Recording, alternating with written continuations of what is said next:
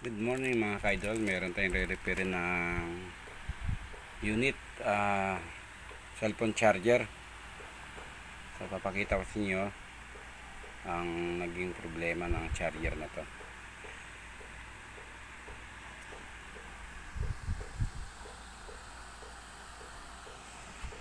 Ito mga ka-idol, makita nyo yung kapasitor nya. Ayan, sabog na. Ayan natin sa lagyan natin ng ilaw. Yan. Ayan. So, makikita nyo mga ka-idol, sabog na yung dalawang kapasitor. Kaya hindi na siya nagcha-charge. May power siya pero low voltage siya. Ayan.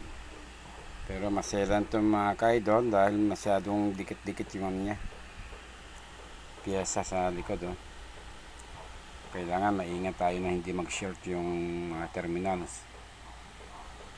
So bumili ako sa online ng kapasitor, electrolytic kapasitor, 680 microfarad, 16 volts. Bali ang actual na voltage dito ay 10 volts lang.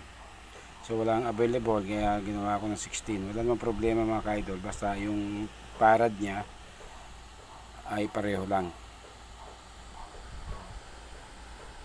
Nakita niyo mga sabog.